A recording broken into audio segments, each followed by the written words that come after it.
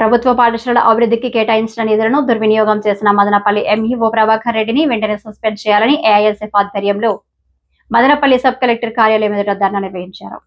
ఈ సందర్భంగా ఏఐఎస్ఎఫ్ అన్నమయ్య జిల్లా కార్యదర్శి మాధవ్ మాట్లాడుతూ ప్రభుత్వ పాఠశాలలో కిచెన్ గార్డెన్ అభివృద్ధి కోసం కేటాయించిన 85,000 రూపాయల నిధులను దుర్వినియోగం చేసినట్లు మదనపల్లి మండల ఎంఈఓపై ఆరోపణలు ఉన్నాయి. ఈ నిధుల దుర్వినియోగంపై సమగ్ర విచారణ జరిపి పూర్తి వివరాలు బహిర్గతం చేయాలని 85,000 రూపాయలు రికవరీ చేసి సంబంధిత పాఠశాలకు మళ్లీ కేటాయించాలని డిమాండ్ చేశారు.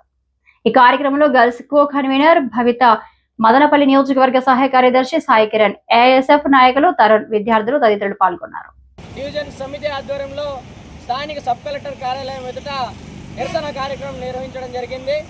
అదేవిధంగా మదనపల్లి ఎంఈఓ గారు ప్రభుత్వ పాఠశాలలకు సంబంధించి రాష్ట్ర వ్యాప్తంగా ప్రభుత్వాలు పర్యావరణ కాలుష్యాన్ని దృష్టిలో పెట్టుకొని ప్రభుత్వ పాఠశాలల్లో కూరగాయల తోటను ఏర్పాటు చేసి అక్కడ కాసినటువంటి కూరగాయలని ప్రభుత్వ పాఠశాలలో మధ్యాహ్న భోజన పథకానికి ఉపయోగించాలని చెప్పినటువంటి తరుణంలో ఇక్కడ దాదాపుగా మదనపల్లి మండలంలో 17 పాఠశాలలకి ఈ ప్రభుత్వ నిధులు కూరగాయలు పండించుకోవడానికి నిధులు కేటాయించి దాదాపుగా 85,000 రూపాయలు కేటాయించడం జరిగింది.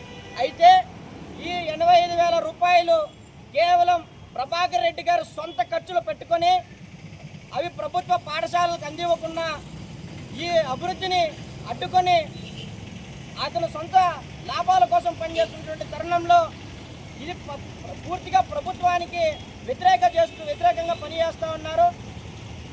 పాఠశాలల్లో ఏ ఒక్క పాఠశాలల్లో కూడా నిధులు కేటాయించినా కూడా అక్కడ కూరగాయల తోటలు ఏర్పాటు చేయనటువంటి పరిస్థితి ఉంది.